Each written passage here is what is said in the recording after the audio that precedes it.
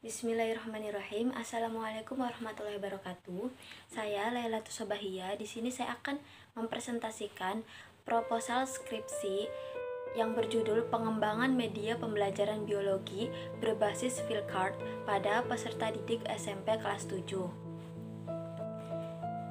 Pada bab pertama, pendahuluan, latar belakang pada proposal skripsi yaitu pada pendidikan didasarkan atas filsafat negara Pancasila dan didasarkan dan diarahkan untuk membentuk manusia-manusia Indonesia yang sehat, jasmani dan rohaninya memiliki pengetahuan dan keterampilan, dapat mengembangkan kreativitas dan tanggung jawab, dan dapat menyuburkan sikap demokrasi dan penuh tenggang rasa.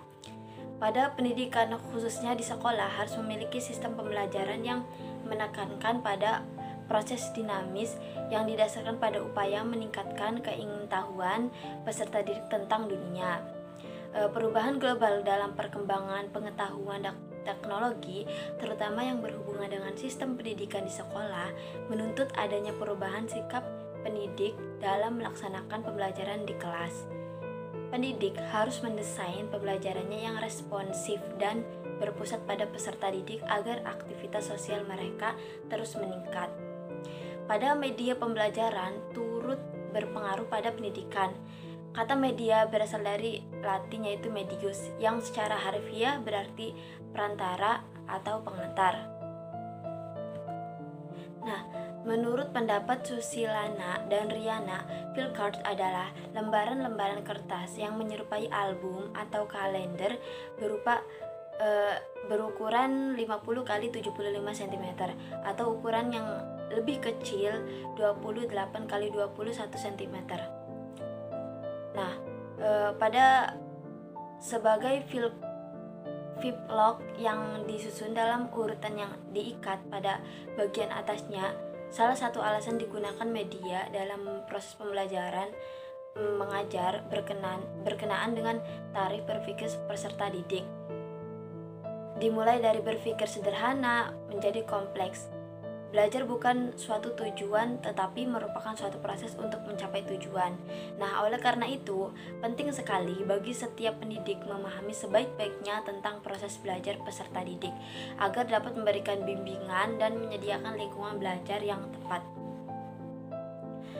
Nah, pada peserta didik salah satu aspek penting dalam pendidikan, di samping komponen lainnya seperti pendidik, tujuan materi pelajaran dan komponen lainnya, bagaimanapun di antara sejumlah peserta didik ini memiliki karakteristik dan sikap tersendiri, berbeda dengan peserta didik yang lainnya. Nah, dengan demikian, peneliti ingin mengembangkan media pembelajaran biologi berbasis Flipkart. Penelitian terdahulu yang dilakukan oleh Rosita Riza, jurusan Pendidikan Matematika dan Ilmu Pengetahuan Alam, menunjukkan media pembelajaran Flipkart mampu sebagai sumber belajar menjadi peserta didik. Terdapat kelebihan dari media pembelajaran, yaitu mampu menampilkan gambar yang menarik karena menampilkan gambar yang lebih nyata. Dari gambar materi pelajaran disajikan menggunakan gambar seri lalu secara bertahap satu demi satu materi yang disampaikan, sehingga informasi yang disampaikan lebih kaya dibandingkan dengan buku konvensional. Kemudian adapun keuntungan dari Flipkart yaitu pada materi ekosistem kali ini, jika disajikan dalam bentuk Flipkart akan membantu peserta didik menemukan sendiri pertanyaan-pertanyaan melalui gambar Flipkart yang berhubungan dengan materi ekosistem, sehingga peserta didik dapat lebih memahami materi ekosistem dan mengetahui secara langsung ruang lingkup di dalam ekosistem dibandingkan dengan membaca teks yang panjang. Nah, pada identifikasi masalah yaitu berdasarkan latar belakang tadi yang telah dikemukakan, maka ada beberapa masalah yang diidentifikasikan. Yang pertama itu media yang digunakan pendidik di dalam proses pembelajaran hanya karta. Kemudian pada batas masalah, berdasarkan identifikasi masalah yang di atas dapat menyesuaikan tingkat kesulitan penelitian. Maka penelitian membatasi permasalahan sebagai fokus penelitian, yaitu Pada penelitian ini difokuskan pada pengembangan media pembelajaran biologi berbasis flipchart untuk peserta didik SMP. Kemudian kelas yang digunakan dalam pengembangan media pembelajaran biologi berbasis flipchart ialah untuk kelas 7 saja. Nah, materi biologi yang digunakan dalam pengembangan media pembelajaran biologi berbasis flipchart ini dalam materi ekosistem. Pada rumusan masalah berdasarkan batasan masalah yang dikemukakan, maka rumusan masalah dari penelitian ini yaitu bagaimanakah pengembangan media pembelajaran biologi berbasis flipchart pada peserta didik. Kemudian yang kedua, bagaimanakah kelayakan media pembelajaran biologi berbasis flipchart pada peserta didik.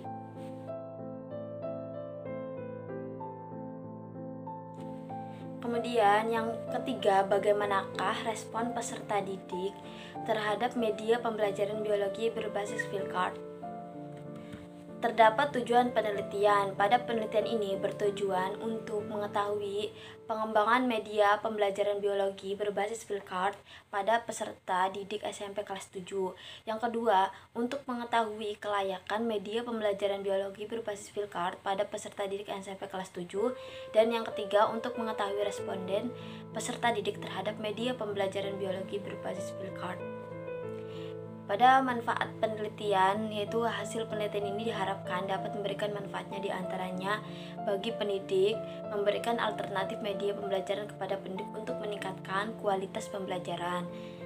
Kemudian dapat membangun komunikasi pembelajaran yang efektif antara pendidik dengan peserta didik. Kemudian bagi peserta didik itu dapat memberikan pengalaman langsung bagi peserta didik. Bagi sekolah, diharapkan dengan adanya hasil penelitian ini menjadi masukan di sekolah dan sosialisasi penggunaan media pembelajaran flipchart dalam mata pelajaran IPA pokok bahasan ekosistem kelas 7. Kemudian bab 2 pada landasan teori media pembelajaran ini, pengertiannya itu berasal dari kata Latin merupakan bentuk jamak dari medium. Secara harfiah, kata tersebut mempunyai arti perantara atau pengantar, akan tetapi sekarang kata tersebut digunakan baik untuk bentuk jamak maupun bentuk mufrad. Nah, media pembelajaran selalu terdiri atas dua unsur penting, yaitu unsur peralatan atau perangkas keras hardware dan unsur pesan yang dibawanya message software.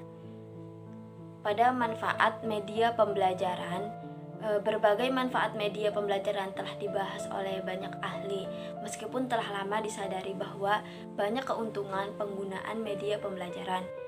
Penerimaannya serta pengintegrasiannya ke dalam program-program pengajaran berjalan amat lambat. Secara umum media mempunyai kegunaan.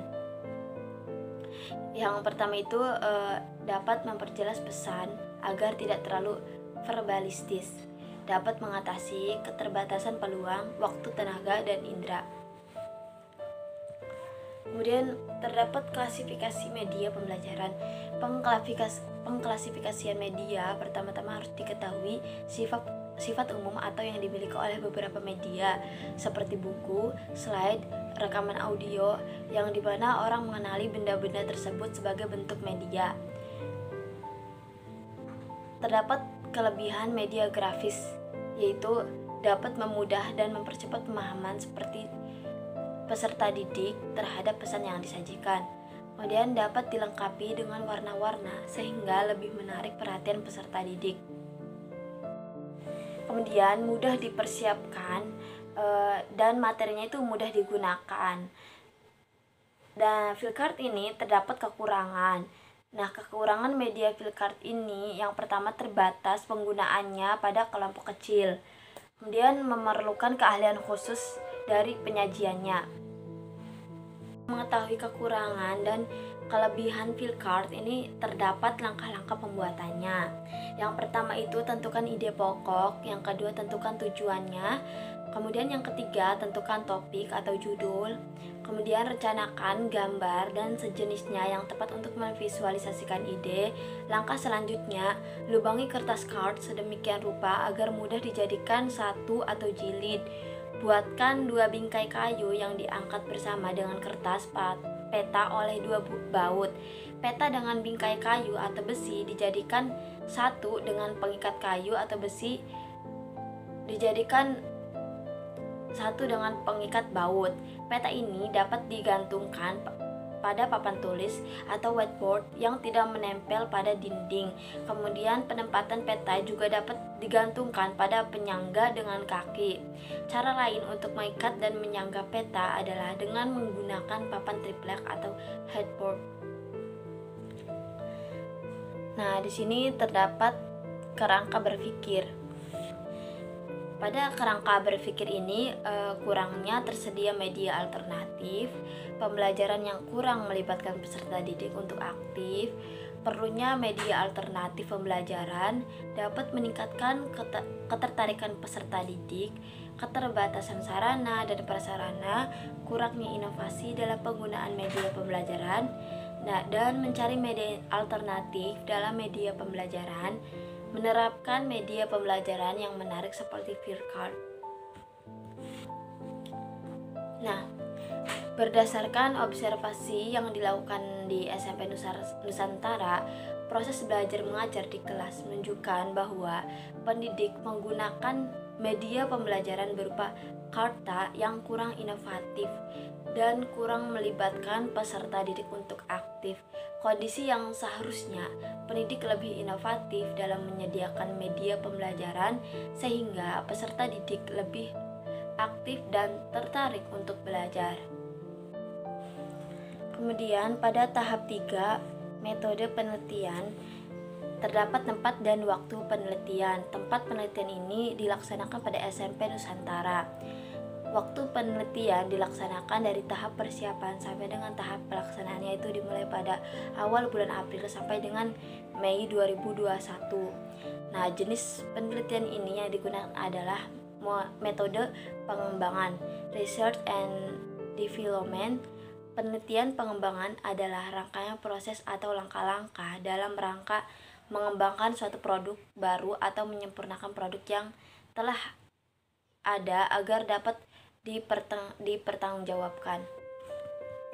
Nah, pada prosedur penelitian ini dapat berfungsi untuk memvalidasi dan mengembangkan produk. Memvalidasi produk berarti produk itu telah ada dan peneliti hanya menguji efektivitas atau validitas produk tersebut. Selanjutnya, langkah-langkah model pengembangan Board and Gel.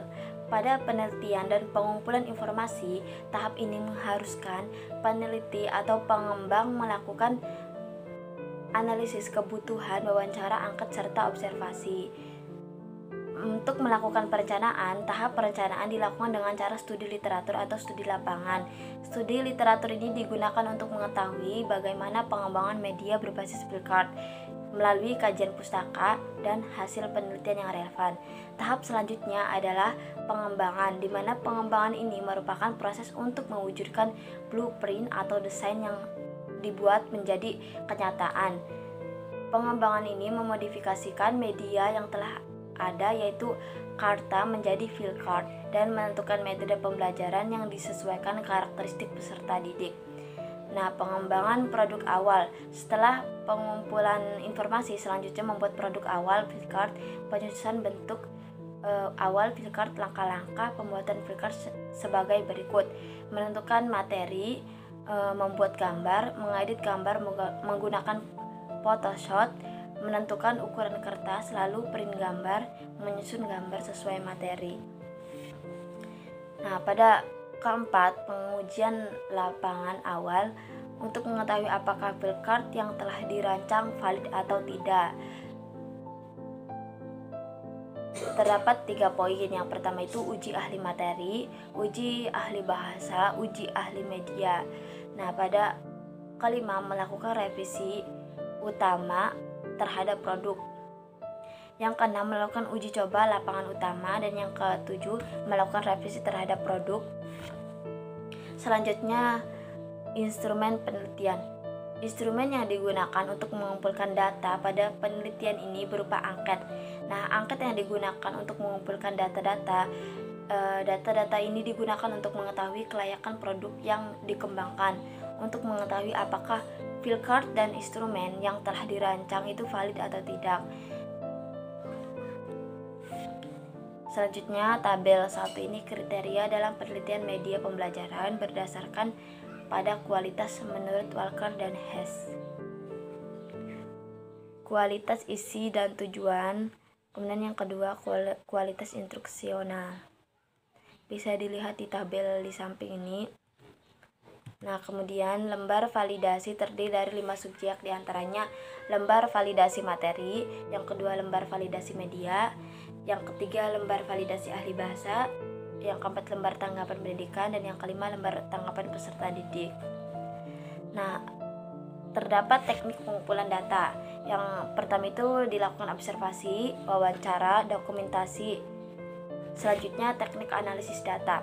Teknik analisis data ini langkah-langkah atau prosedur yang digunakan oleh seorang peneliti untuk menganalisis data yang telah dikumpulkan sebagai sesuatu yang harus dilalui sebelum mengambil kesimpulan. Nah, dalam angket yang disediakan 5 pilihan untuk memberikan tanggapan tentang kualitas produk yang dikembangkan, yaitu skala pengukuran penelitian, pengembangan yang telah dimodifikasikan dari Ridwan. Untuk keperluan analisis kuantitatif, maka jawaban itu dapat diberi skor seperti tabel berikut. Nah, pada tabel kedua ini skor penilaian terhadap pilihan jawaban. Analisis kuantitatif sangat baik, skornya itu 4, baik skornya 3, cukup baik skornya itu 2, kurang baik skornya itu 1. Nah, setelah data terkumpul, kemudian menghitung skor rata-rata dari setiap aspek kriteria yang telah dinilai. Untuk mengetahui skor rata-rata dalam penilaian terhadap produk yang telah dikembangkan, digunakan rumus data interval disebut dapat dianalisis dengan menghitung rata-rata jawaban dari responden. Persentase jawaban responden itu dikalikan dengan 100%. Nah, dilihat pada tabel di samping ini, tabel 3 kriteria kelayakan. Untuk skor persentase 80% itu sangat layak, 80%, 61% kurang lebih dari 80% itu layak, 41% kurang lebih dari 60% itu cukup layak, 20% kurang lebih dari 40% itu kurang layak, dan 20% itu sangat kurang layak. Baik, sekian dan terima kasih. Kurang lebihnya mohon maaf. Jika ada yang ingin ditanyakan, komentar saja di Google Classroom. Wassalamualaikum warahmatullahi wabarakatuh.